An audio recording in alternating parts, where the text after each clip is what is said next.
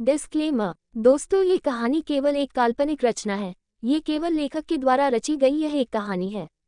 इसका वास्तविक जीवन से कोई भी संबंध नहीं है। कृपया आप कहानियों को केवल मनोरंजन की दृष्टि से ही सुने, और साथ ही अगर आप इस चैनल नॉवल स्टोरी 2.6 पर पहली बार आए हैं तो चैनल को सब्सक्राइब और वीडियो को भर भर लाइक करना ना भूलें। धन्यवाद।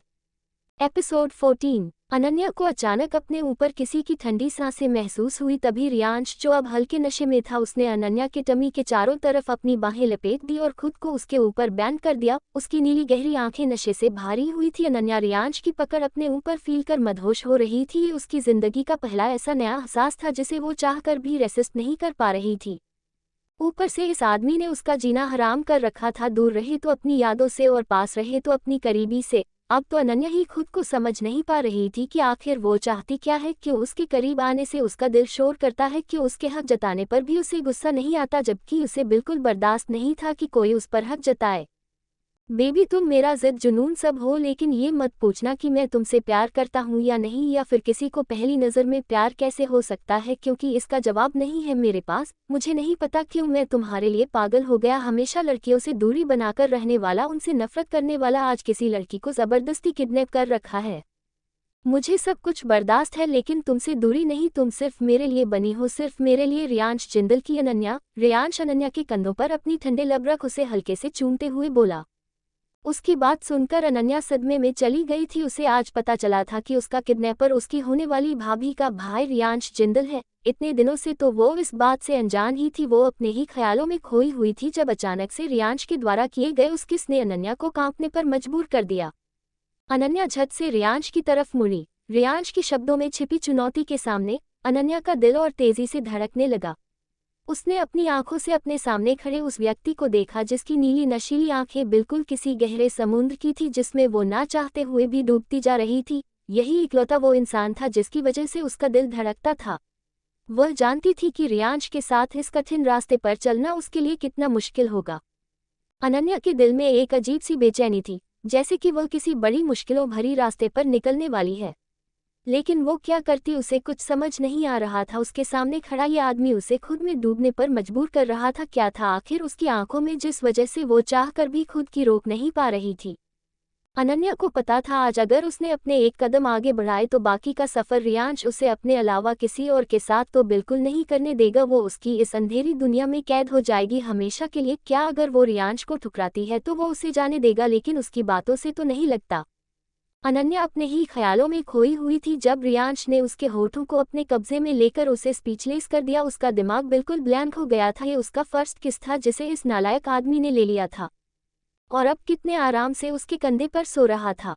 नालायक कुत्ता कहीं का, पता नहीं कौन सा काला जादू करवा रखा है। गुस्सा ही नहीं कर पाती इस पर। भैंसा कहीं का कितना भारी है ये, अब इसे बिस्तर तक भी ले जाना पड़ेगा। अनन्या बड़बड़ाते हुए रियांश को मुश्किल से घसीटते हुए बिस्तर तक लेकर गई और वहां जाकर उसने रियांश को बेरहमी से पटक दिया। बेचारी अनन्या का दम घुट गया था रियांश को बिस्तर तक ले जाते हुए। हालांकि रियांश भले ही होश में नहीं था, लेकिन उसके साथ क्या हो रहा है इसका आइडिया उसे अच्छी तरह था। अगली सुबह रायचंद विला में माहिर अपना सर पकड़े सोफे पर बैठा हुआ था। मिस्टर रायचंद पूरे हॉल का चक्कर काटते हुए किसी से फोन पर बात कर रहे थे। घर में सभी परेशान थे, दाई माँ, मिसेज रायचंद, दादा दादी। लेकिन अगर किसी के चेहरे पर चिंता नहीं थी वो थी सुमन, जो ऊपर से तो चिंता जाता रही थी लेकिन अंदर ही अंदर बहुत ज्यादा खुश थी।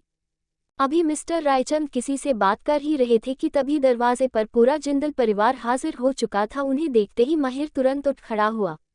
सिद्धि जी किचन में चली गई उनके लिए नाश्ता लाने, जिन्हें आधे रास्ते में ही मिस्टर प्रकाश जिंदल ने रोक दिया। बहन जी, अभी हम यहाँ नाश्ता पानी करने नहीं आए हैं। हम जानते हैं कि अभी तक आपकी बेटी अनन्या का कोई अता पता नहीं है, और ज्यादा देर करना कहीं हमारे लिए बड़ी गलती ना साबित हो जाए। ये बात हम पुलिस तक नहीं पहुंचा सकते, वरना हमारे हजारों दुश्मन खड़े हो जाएंगे और कहीं हमसे पहले वही ना ढूंढ ले। उस बच्ची को पता नहीं किसने किडनैप किया है, क्यों किया है, इसमें अब हमारी मदद सिर्फ रियांश कर सकता है। प्रकाश जी सोफे पर बैठते हुए मिस्टर रायचंद से परेशान होते हुए बोले। उनकी बात मिस्टर रायचंद को बिल्कुल ठीक लगी। कहीं उनकी छोटी सी गलती अनन्या के लिए जहर ना बन जाए। वही रियांश के आने की बात सुनकर सुमन के खुशी का कोई ठिकाना नहीं था। वो फौरन अपने कमरे में जाकर खुशी से झूमने लगी। अब उसे कौन बताए, जिसके सपने वो देख रही है वो कभी उसका हो ही नहीं सकता, चाहे उसके लिए वो कुछ भी क्यों ना कर ले। सुमन के दिल में अब एक अजीब सी उम्मीद जगी थी। उसका मन खुद को रोकने की कोशिश कर रहा था, लेकिन उसकी आंखों में अपने सपनों की छाया बसी थी। रियांश का आना उसकी दुनिया को नई राह दिखाने के लिए था। वह जानती थी कि रियांश के साथ उसके सपने पूरे हो सकते थे। रियांश के पास न सिर्फ एक जाना माना परिवार था बल्कि खुद का बेशुमार पैसा भी था। उसे और क्या चाहिए था। एक बार अगर रियांश उसका हो गया तो फिर उसकी पूरी जिंदगी ऐसो आराम से कटेगी। अब उसका हर कदम, हर सोच रियांश की ओर बढ़ रहा था, जैसे एक नई जिंदगी की शुरुआत हो रही थी। उसके लिए रियांश का आना न केवल उसके एक बिगेस्ट अपॉर्चुनिटी था, बल्कि वह उसके हर उस सपने को पूरा करने की सक्सेस की भी था जिसके जरिए वो बिना मेहनत के अपने सपने आसानी से पूरा कर सकती थी। एपिसोड 15, रियांश का विला। अगली सुबह जब रियांश की आंख खुली तो उसने अपने सामने ही अनन्या को सोफे पर सोए हुए देखा, जो गहरी नींद में काफी आराम से सो रही थी। और नींद में अनन्या बहुत खूबसूरत लग रही थी। रियांश की नज़रें अनन्या पर ठहर सी गई। यकीनन अनन्या दुनिया की सबसे खूबसूरत लड़की नहीं थी, लेकिन फिर भी रियांश उसे देखते ही अपना दिल हर बैठता था। उसकी नज़रें उस पर ठहरने पर मजबूर हो जाती थी। वो चाह कर भी खुद को नहीं रोक पाया। खैर तभी रियांश के फ़ोन पर ध्रुव का मेल आया, जिसमें उसे ये पता चला कि किसे उसने किडनैप करके रखा है। उसे ढूंढने का काम भी उसे ही दिया जा रहा है। रियांश अनन्या को खुद से दूर तो नहीं करना चाहता था, लेकिन अपने चक्कर में वो अपनी बहन के घर को उजड़ते हुए भी नहीं देख सकता था। आधी अधूरी लव स्टोरी तो उनकी चल ही रही थी, आगे भी वो उसे अपना बना ही लेगा। खैर कुछ देर बाद रियांश अनन्या को गोद में लिए रायचंद पैलेस के बाहर खड़ा था। अनन्या जो अभी भी गहरी नींद में रियांश के सीने से लगी हुई सुकून से सो रही थी, उसे इस बात का बिल्कुल अंदाजा नहीं था कि रियांश उसे वापस उसके घर ले आया है। वो जैसे ही अनन्या को लेकर पैलेस के अंदर एंटर हुए, हॉल में बैठे सभी मेंबर्स उठ खड़े हुए। रियांश के साथ ध्रुव, कवीन और ईशा हॉल में एंटर हुए। सुमन तो ईशा की खूबसूरती देखकर ही जल भून गई थी। वैसे भी ईशा भी उससे 1000 गुना खूबसूरत और तेज थी। उसके साथ तो उसका कोई कंपैरिजन ही नहीं था। कहाँ वो बोल्ड, ब्यूटीफुल और इंडिपेंडेंट लड़की थी, और सुमन वो तो अपने पापा के पैसों पर ही ऐश करती थी। उसके पास खुद का कुछ था ही नहीं। खैर अनन्या को रियांश के साथ देखकर सभी काफी खुश हो गए थे। सबसे पहले रियांश ने अनन्या को उसके कमरे में छोड़ा। उसके बाद वो जैसे ही पैलेस से बाहर जाने को हुआ, अपने पापा की आवाज़ सुनकर वही रुक गया। मिस्टर जिंदल, बेटा आपने बताया नहीं कि आपको अनन्या कहाँ मिली। हमें इतना तो पता है कि उन्हें ढूंढना आपके लिए कोई बड़ी बात नहीं थी, लेकिन फिर भी हम जानना चाहता है कि अनन्या आपको कहाँ मिली थी और बेहोश क्यों है। रियांश, पापा बेहतर होगा आप ये सवाल मिस अनन्या रायचंद से पूछे, और वो बेहोश नहीं सिर्फ सोई है, कार में आते वक्त सो गई थी। अपने पापा की बात सुनकर रियांश ने बड़े आराम से अनन्या पर सब कुछ थोप दिया और वहां से निकल गया। अब उसकी बात सुनकर सब अनन्या के उठने का इंतजार कर रहे थे। बेचारी अनन्या जो आराम से सो रही थी, उसको इस बात का बिल्कुल अंदाजा नहीं था कि रियांश ने उसके लिए कितनी बड़ी मुसीबत खड़ी कर दी है। वो तो आराम से तबेला बीच कर सो रही थी। दूसरी तरफ रियांश सारे सिचुएशन अनन्या पर डालकर आराम से कार में बैठा अपने सर को कार के सीट से लगाई इविल स्माइल कर रहा था। दोपहर का वक्त, कमरे में अनन्या आराम से अंगड़ाई लेते हुए उठी, और जैसे ही उसने आंख खोलकर सामने देखा, घबराहट से उसकी चीख निकल गई, क्योंकि सामने ही पूरा रायचंद परिवार से लेकर जिंदल परिवार भी बैठे उसे ही देखे जा रहे थे। पहले तो अनन्या को यकीन नहीं हुआ, जिस वजह से उसने अपने आप को ही जोर से पिंच कर दिया। दर्द की वजह से बेचारी की जोरदार चीख निकल गई, जिसे देख माहिर ने अपना सर पीट लिया तो बाकी के परिवार वाले उसे ऐसे देखने लगे जैसे वो कोई एलियन हो। मिसेज रायचंद, मेरी बच्ची कहाँ चली गई थी? आप एंगेजमेंट पार्टी से, पता है आपको हम सब कितना परेशान थे, कितना ढूंढा आपको, लेकिन आपका कहीं अता पता नहीं था। वो तो सुख है मिस्टर जिंदल का, जिन्होंने रियांश बेटा से कहकर आपको ढूंढवा दिया। और देखिए उन्होंने बिना देरी किए आपको जल्दी से ढूंढ भी लिया और हमारे पास पहुंचा दिया। मिसेज रायचंद भरे गले से अनन्या का माथा चूमते हुए बोली। उनकी बात सुनकर बेचारी अनन्या अभी भी उन्हें सदमे में देख रही थी। तभी माहिर उस पर एक और सवाल दागते हुए बोला। माहिर, वो सब छोड़, छोटू तू ये बता किस कमीने ने तुझे किडनैप किया था? मैं उसे जिंदा नहीं छोड़ूंगा। उसकी हिम्मत कैसे हुई तुझे किडनैप करने की? माहिर गुस्से में अपने दांत पिसते हुए बोला था, जिसे देखकर अनन्या को इतना पता चल गया था कि अगर उसके भाई को रियांश के बारे में पता चला तो उसके और माहिरा के बीच दरार पड़ सकती है, और वो ऐसा तो बिल्कुल नहीं चाहेगी। अनन्या, भाई आपको मिस्टर आरजे ने नहीं बताया? क्योंकि मुझे तो पता भी नहीं है कि मेरा किडनैप हुआ था। मुझे लास्ट बार इतना याद है कि मैंने कोई ड्रिंक पिया था, उसके बाद मुझे चक्कर आ रहे थे तो मैं वॉशरूम गई, उसके बाद का कुछ याद नहीं। बेहतर होगा आप ये बात मिस्टर आरजे से पूछे तो। अनन्या ने अपनी सफाई देते हुए सपाट लहजे में झूठ बोलकर रियांश को वापस से फंसा दिया। क्या लगता है मिस्टर रियांश जिंदल, एक आप ही ज्यादा तेज है। बहुत बड़ी गलती कर दी मुझे आज़ाद करके। अब देखिए मैं आपका जीना कैसे हराम करती हूँ। बहुत परेशान किया है मुझे, अब मेरी बारी है आपको परेशान करने की। अनन्या मन ही मन रियांश को कोसते हुए डेविल स्माइल कर बोली।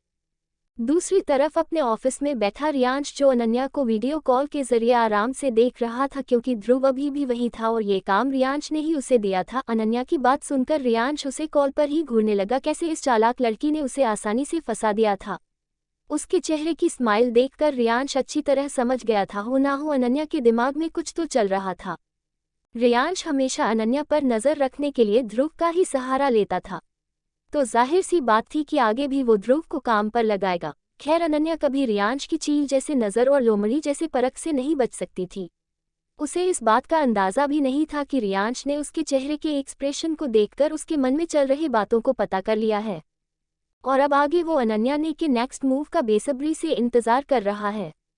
अगले दिन अनन्या जो तबेला बीच कर सो रही थी, उसकी नींद फोन की घंटी से खुली, जिसे सुनते ही वो हड़बड़ी में बिस्तर से नीचे गिर पड़ी। आह, कमर टूट गई मेरी, कौन है मनहूस जिसके कॉल करते ही मेरी ये हालत हो गई। अनन्या बड़बड़ाते हुए जैसे फोन करने वाले इंसान का नाम पड़ा, वो तुरंत सर पकड़कर बैठ गई क्योंकि वो कॉल उसकी one and only one friend Niharika का था और अनन्या को पता था कि अब निहारिका उसे अच्छे से सुनाने वाली है।